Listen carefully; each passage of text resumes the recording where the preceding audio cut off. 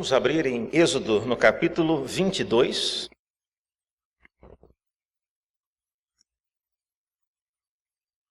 Agora, retomando o estudo, início de ano, eu estive pensando onde recomeçar.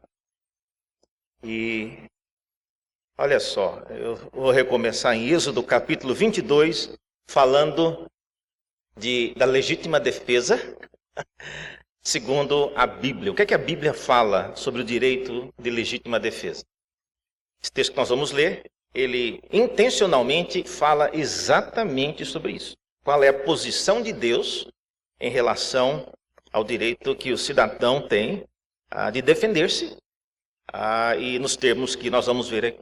Diz assim a palavra de Deus, Êxodo, capítulo 22,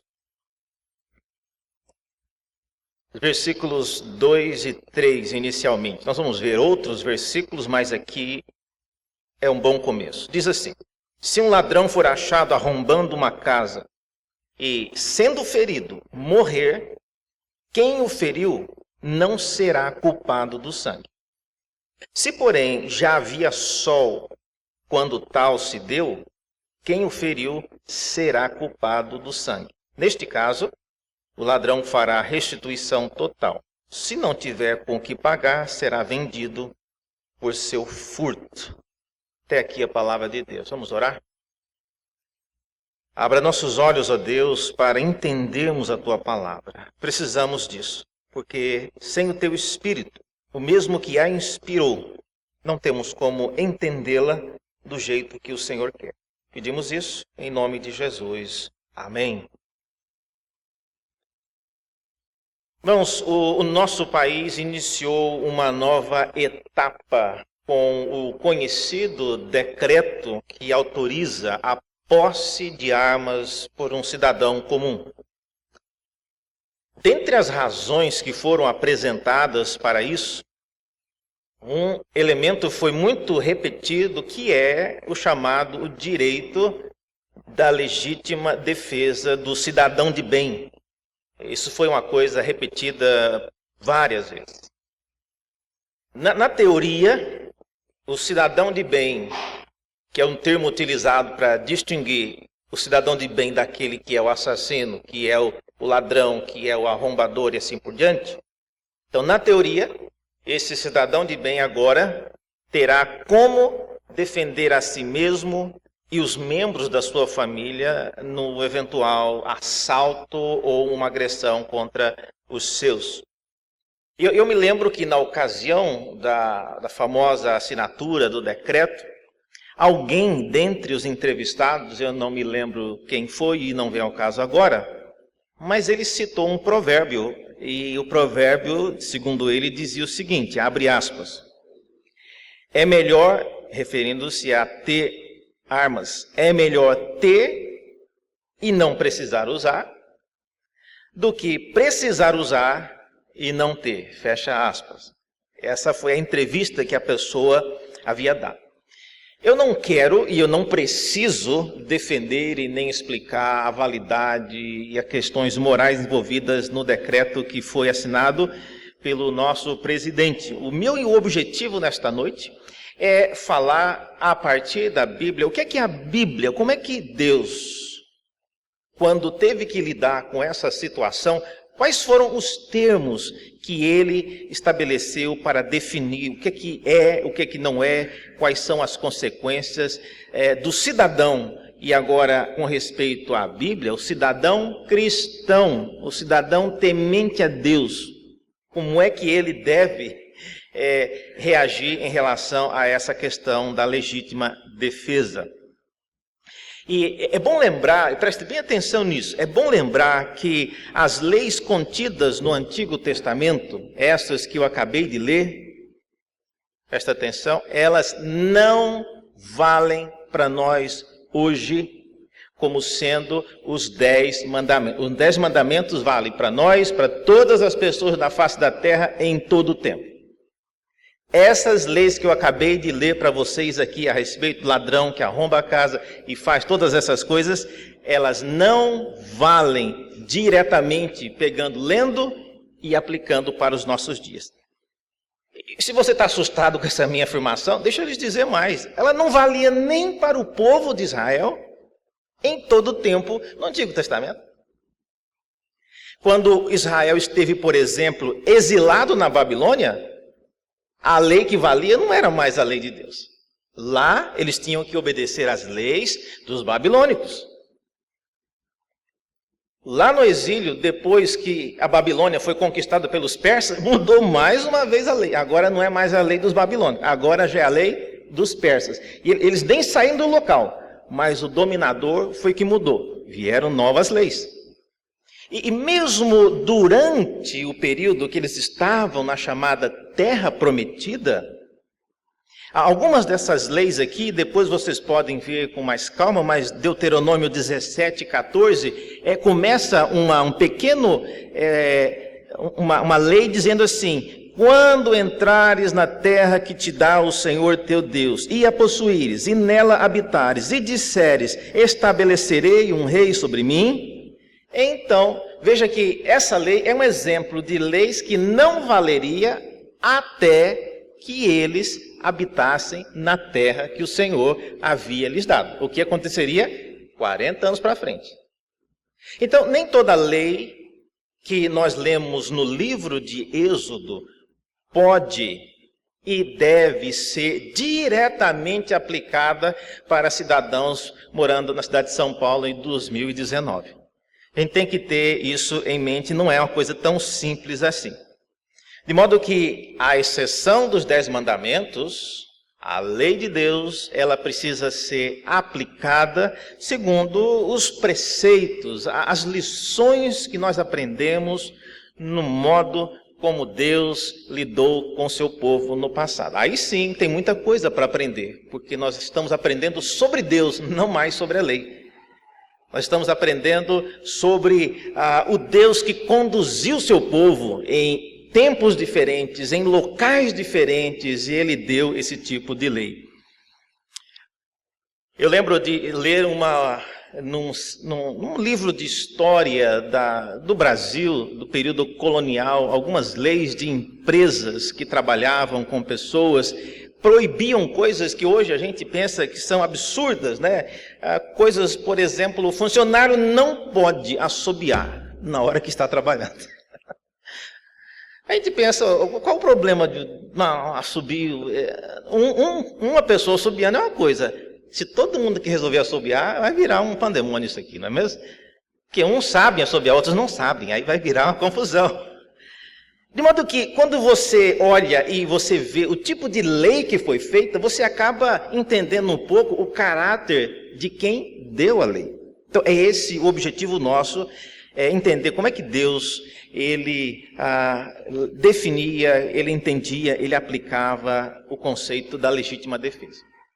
Então, primeira coisa que nós vamos ver agora é como é que Deus definiu o direito de legítima defesa. Esse é o primeiro ponto do meu estudo hoje. Como Deus definiu o direito da legítima defesa. Essas instruções, como a gente viu, elas fazem parte, na sua Bíblia, se você olhar, o que nós lemos vem logo depois do chamado dos 10 mandamentos. Os 10 mandamentos em si, eles são, de propósito, mandamentos mais vagos e mais gerais. Isso que nós estamos lendo agora já são leis que auxiliam na aplicação dos 10 mandamentos no dia a dia das pessoas. É por isso que o 10 mandamentos fala, não matarás. Pronto, acabou.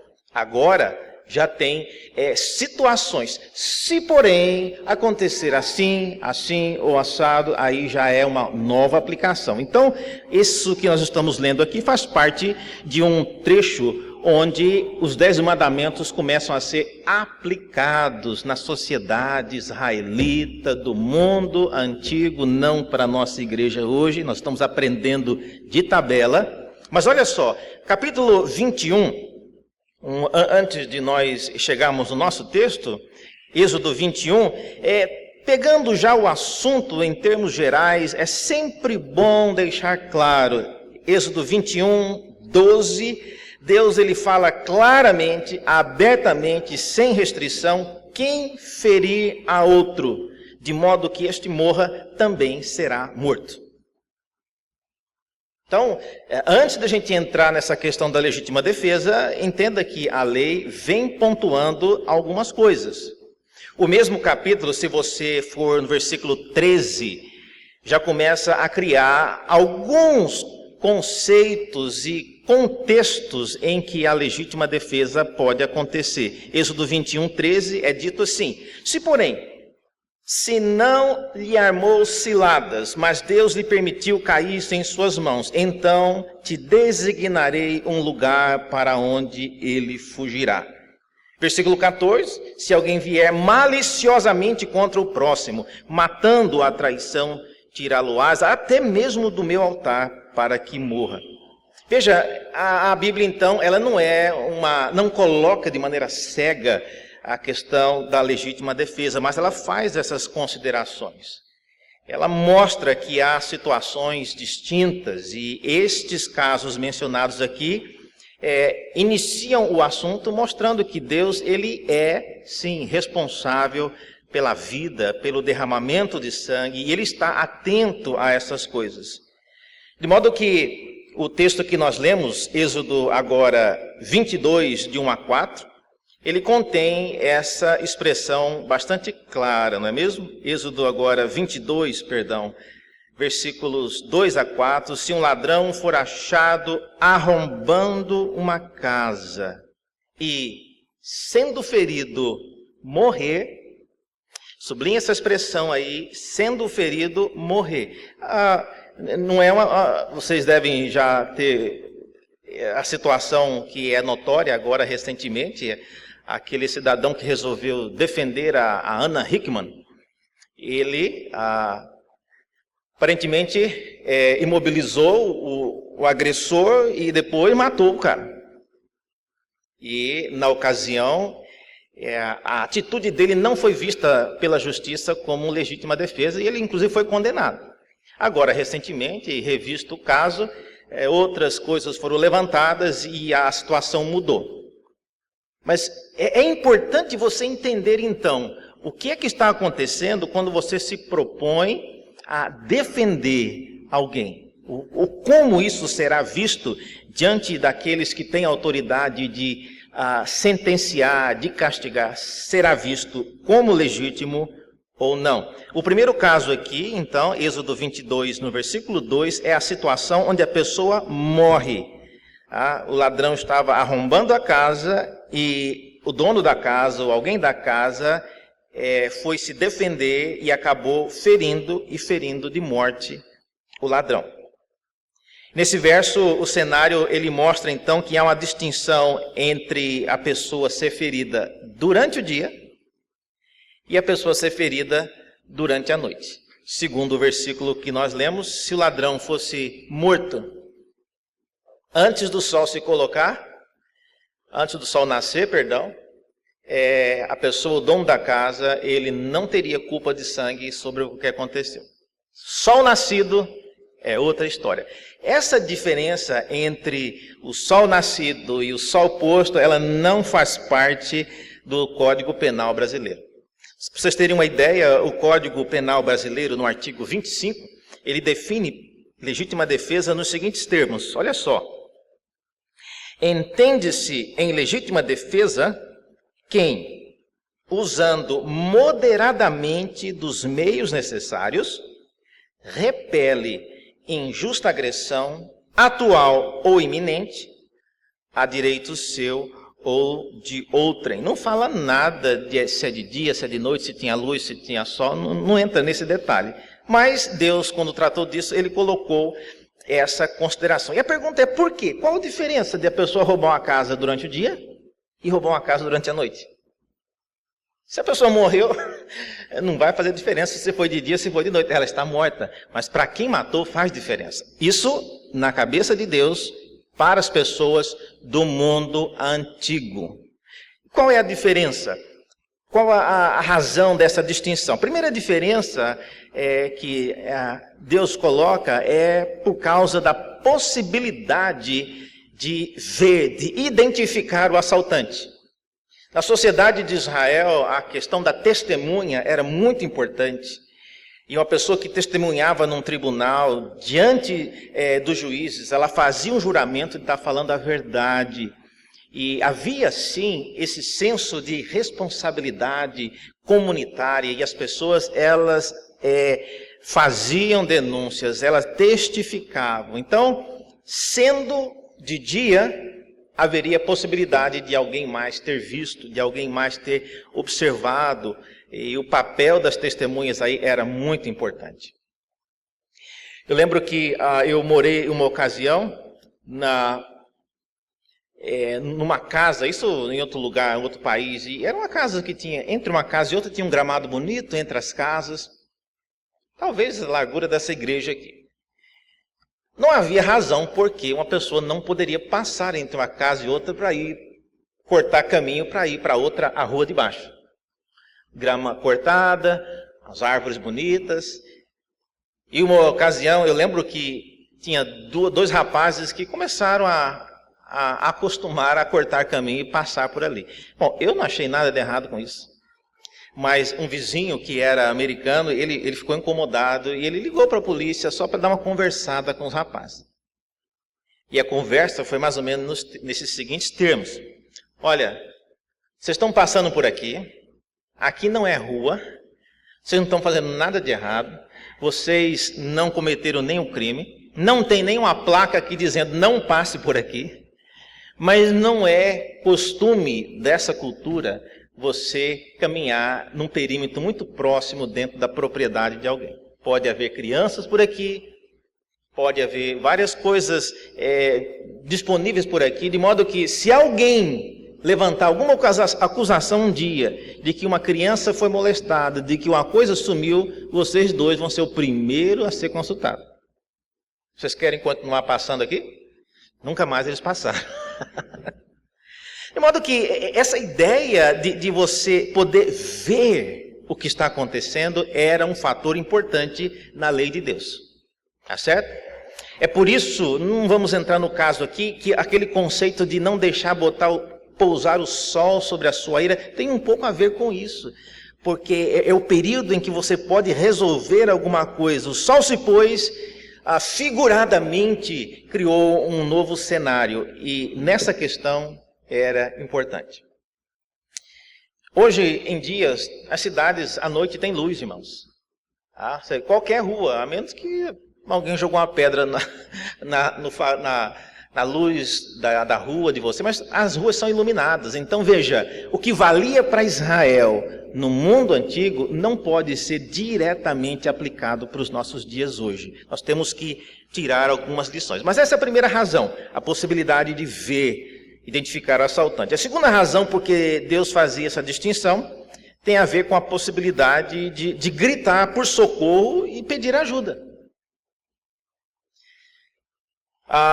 Por causa do estilo e do formato de moradias nas cidades das culturas israelitas, que fomentava viver em clãs, e as pessoas moravam mais juntas, uma casa morando o pai, os filhos e os netos e os avós moravam num complexo, não era todo mundo no mesmo quarto, mas era num complexo quase como uma pequena república com várias pessoas. Então era muito comum isso. E a cidade, ela era formada, estruturada dessa maneira, de modo que se uma pessoa gritasse, e inclusive tem outras leis com respeito a mulheres, que numa situação de assédio ou coisa assim, por lei, ela tinha que gritar. E isso a mulher sabe fazer muito bem, né? Então, se ela gritasse, várias pessoas poderiam vir e prestar socorro. De modo que essa é a segunda razão. À noite, as pessoas estariam dormindo, estariam recolhidas e essa situação ela poderia ser mais dificultada. Durante o dia, a possibilidade de pedir socorro seria bem maior. É por isso que se você resolvesse ferir de morte alguém que estivesse entrando na sua casa, era algo que Deus então não veria com bons olhos. A respeito dessa expressão ferir alguém, geralmente está envolvido aí, irmãos, algum tipo de ferramenta. Não é a questão de você bater com a sua mão, dar um soco na cara do ladrão, não é isso. Mas esse verbo aqui na Bíblia, no Antigo Testamento, ferir, envolvia faca, espada, pedra, queixada de um jumento. Vocês se lembram lá que Sansão, ele matou várias pessoas, ainda que lá não fosse legítima defesa, mas ele fez uso de um instrumento para ferir alguém. Então, essa questão de ferir sempre está envolvendo o uso de alguma ferramenta, de alguma arma, de algum instrumento que pode ser usado como arma. Então, por causa desse rápido comentário, eu quero só fazer uma ressalva. Em Israel, poucas pessoas tinham armas. Vocês sabiam disso? E eu tenho como provar. Abra comigo aí e marque um X depois nisso aí, especialmente agora, né, com essa onda de comprar arma. Veja no primeiro livro de Samuel, no capítulo 13, na ocasião de uma guerra, onde as pessoas precisariam ter arma, porque é uma guerra, não é um final de semana que vão matar pombas no quintal, não, é uma guerra.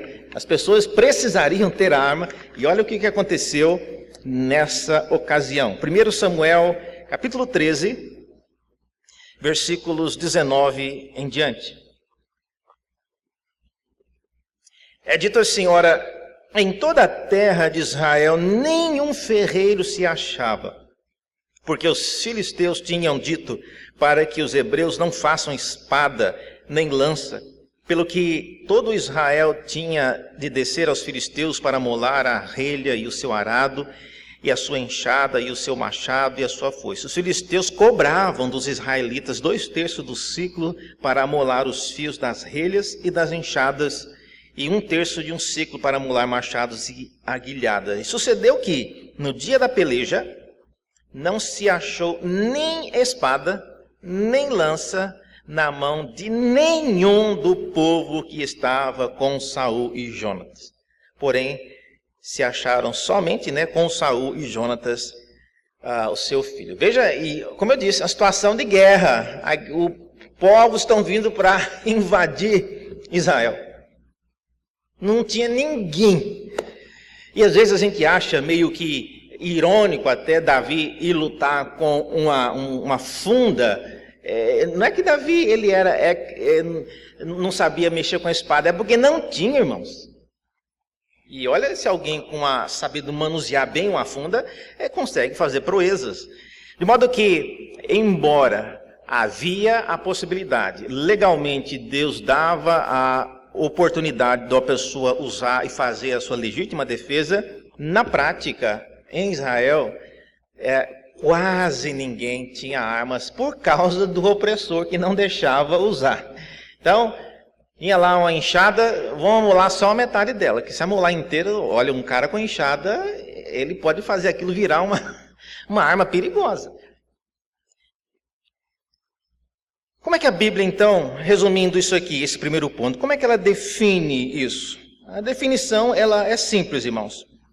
A lei de Deus previa que o cidadão pudesse defender-se, previa que essa defesa, em circunstâncias que terminassem em tragédia, culminasse na morte do agressor, do assaltante, do ladrão, e que se essas coisas aconteciam, a pessoa, o cidadão de bem, ele não seria culpado do sangue daquela pessoa. Agora, tudo que é lei sempre tem as exceções. E se houvesse uma dúvida? Como foi o caso lá do cidadão que resolveu defender a atriz lá, a Anna Hickman? Só quem estava lá dentro sabe o que aconteceu. E aí? Se o caso, vamos imaginar que o caso da Anna Hickman fosse julgado pelas leis de Israel e não pelo Código Penal brasileiro. Então, esse é o meu segundo ponto. Como Deus tratava os casos em que havia dúvida? Primeira coisa, se o caso dela fosse tratado pelo Antigo Testamento, primeira pergunta vai saber que hora aconteceu o que aconteceu? Foi de dia ou foi de noite? Como disse, para nós isso já não faz muita diferença. Hoje tem luz em todo lugar, todas as casas são iluminadas, as ruas, então não seria uma questão muito importante. Segunda pergunta: como a defesa, a legítima defesa aconteceu? Ela foi imediata? Ela foi premeditada? Ela foi maliciosa? Ela foi desproporcional? Você se defender uma coisa, mas você se defender matando a pessoa com 20 tiros, não é mais, deixou de ser uma defesa. Na Bíblia, no capítulo 21 de Êxodo, e nós vamos sempre estar passeando aí, Êxodo 21, 22. No 21 agora, Êxodo 21, vocês viram aí que há um dispositivo para lidar com essas situações onde há dúvida? Êxodo 21, 12, por exemplo, é dito: quem ferir a outro de modo que este morra, também será morto. Porém, se não lhe armou ciladas, mas Deus lhe permitiu caísse em suas mãos. Não vamos nem entrar nessa questão, se Deus permitiu que um ladrão caísse na sua mão, não vem ao caso agora.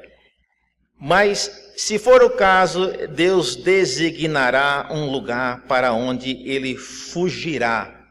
Essas serão chamadas as cidades refúgio. Vamos falar sobre elas já já.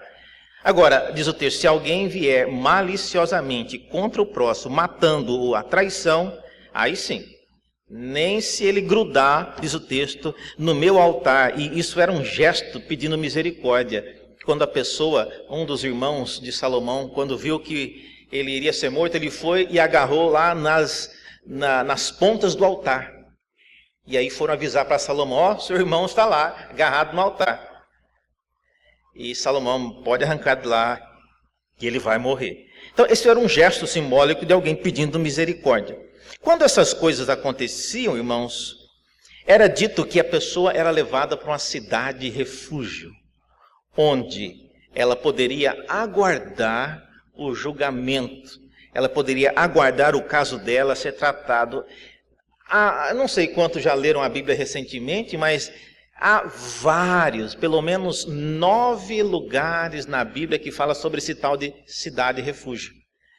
E não é uma cadeia, é uma cidade que você recebe uma pessoa e tinha proteção para você aguardar o seu julgamento. Um dos locais onde aparece sobre cidade refúgio é Números 35, 9 e 12. E é dito assim: fala aos filhos de Israel, quando passares o Jordão para a terra de Canaã, escolhereis para vós cidades que vos sirva de refúgio, para que nelas se acolha o homicida que matar alguém involuntariamente.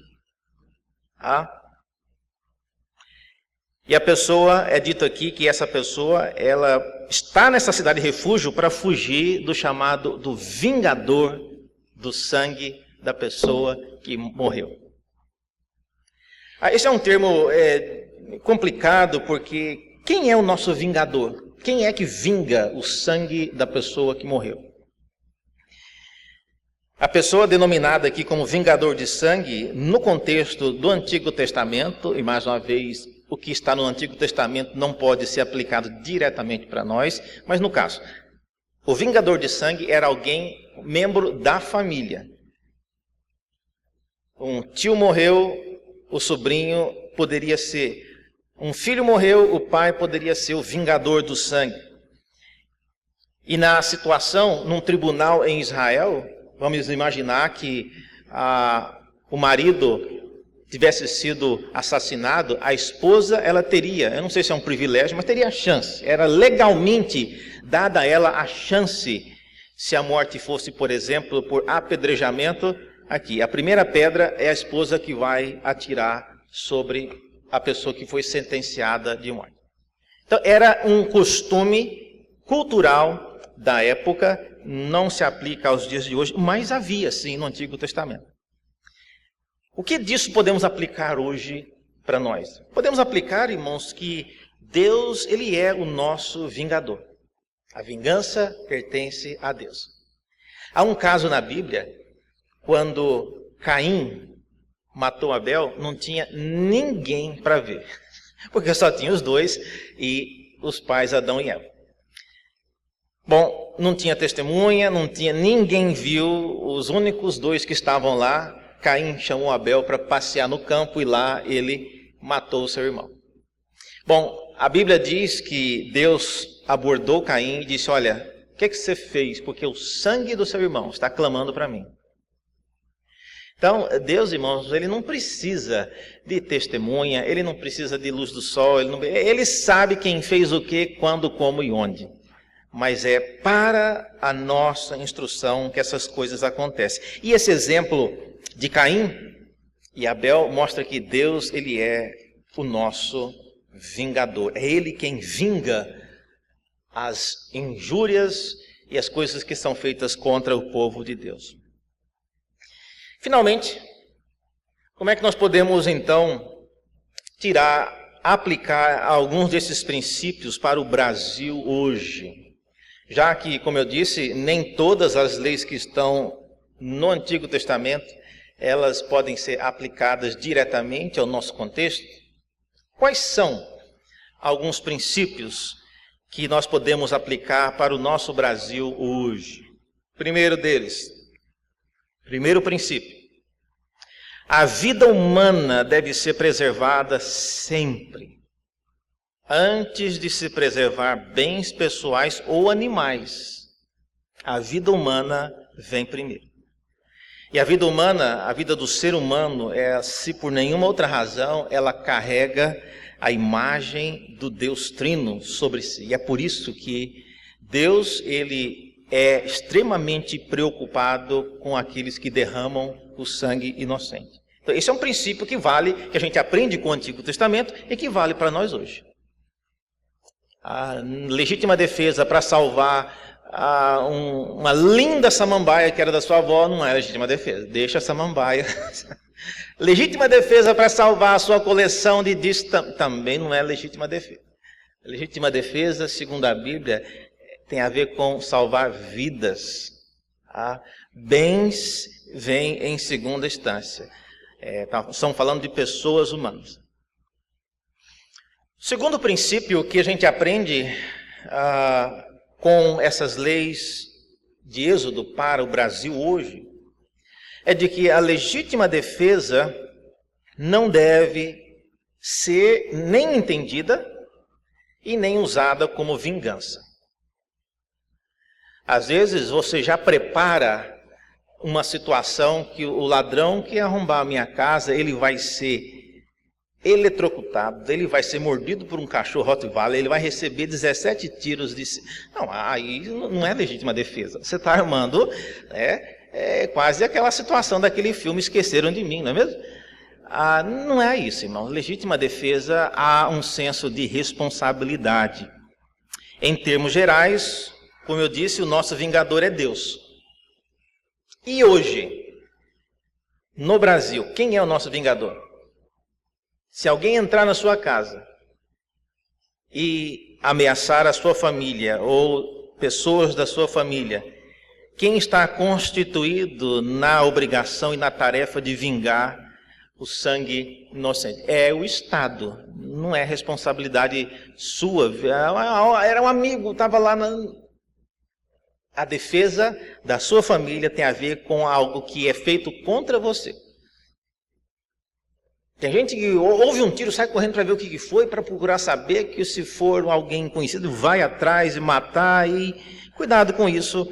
A Bíblia ela é restrita, ela pressupõe a necessidade de legítima defesa, mas ela restringe isso para quando a pessoa está sendo assaltada, agredida de alguma maneira. Terceiro princípio. Primeiro, é que a vida humana deve ser preservada. Segundo, legítima defesa não deve ser entendida como vingança. Terceiro princípio é que o modo e as circunstâncias de um ato de legítima defesa podem estar bastante condicionados com a estrutura da sociedade em que você vive. Deixa eu repetir isso. O modo e as circunstâncias de um ato de legítima defesa, eles podem estar bastante condicionados com o estilo e a estrutura da cidade que você mora. Há muitas cidades ao redor do mundo onde atos de violência contra a vida humana é tão brutal que mesmo você querendo fazer alguma coisa, você não tem meios de agir em legítima defesa. Eu tenho um amigo chamado Sunday Agange, ele é da Nigéria, e ele me contou algumas histórias. Eu ia contar algumas aqui, mas estou vendo várias crianças aqui, eu não vou poder contar, mas só resumindo que há coisas, atrocidades que são feitas ao redor do mundo, que mesmo que nós quiséssemos agir em legítima defesa, nós não conseguiríamos, nós não teríamos os meios, por causa da estrutura da sociedade onde nós moramos. Em alguns lugares é possível, em outros não. Então é por isso que esse princípio se aplica ao Brasil hoje. Eu não sei como vai ser daqui a 40 anos, e nem sei como era 100 anos atrás, mas hoje é um princípio que pode ser aplicado. O modo e a circunstância tem a ver com o bairro que você mora, tem a ver com a necessidade que você tem de morar em algum local que é mais perigoso, que é mais longe, que é mais escuro, que é mais vulnerável. Ninguém, irmãos, às vezes escolhe onde quer morar. Mora onde pode e às vezes precisa morar em uma situação assim. O quarto e último princípio: o papel maior do cristão no reino de Deus, no Brasil ou em qualquer lugar do mundo. O papel maior, não precisa ser o único, mas o papel maior não é matar, nem vingar e nem se preparar para a legítima defesa, mas sim o de lutar por uma sociedade de paz e justiça, conforme Isaías, por exemplo, nos instrui dizendo: para que se aumente o seu governo e venha paz sem fim sobre o trono de Davi e sobre o reino de Deus, para o estabelecer e o firmar mediante juízo e a justiça desde agora e para sempre. Esse é o objetivo maior do cristão. Agora, enquanto esse objetivo não chega, de vivermos no ponto de ter paz sem fim, e nós estamos longe de acontecer por enquanto, homens tementes a Deus, que precisam morar em lugares ermos e violentos, eles podem se preparar para agir em legítima defesa. E, se necessário for, efetuar isso sem ter a culpa de estar fazendo alguma coisa contra a vontade e os princípios da palavra de Deus. Mas eu repito, o objetivo maior do ser humano não é ficar fazendo campanhas e ficar agremiando opiniões em prol disso, mas é lutar antes para que nós vivamos por meio da pregação do Evangelho, por meio da submissão do mundo ao senhorio de Cristo, possamos viver numa sociedade de paz e justiça para a glória de Deus. Que essa seja a nossa oração e o nosso objetivo. Vamos orar mais uma vez, pedindo que Deus nos ajude a obedecer e fazer essas coisas realidade no nosso país. Senhor, obrigado pela Tua palavra, a instrução que ela nos traz, e pedimos que o Senhor nos ajude a termos um local como Teu servo Isaías descreveu. Um local onde reine o juízo e a justiça para sempre. Mas até chegarmos lá, ajuda-nos, ó Deus, a podermos defender aqueles que amamos, e pedimos antes que o Senhor, como Teu Filho pediu, que o Senhor nos livre do mal, para que não precisemos chegar a essa situação. Pedimos isso enquanto lembramos daqueles que sofrem e padecem sem ter quem possa lhes defender. Pedimos que o Senhor, que é o vingador, possa, Deus, olhar para a causa dessas pessoas. Oramos em nome de Jesus. Amém.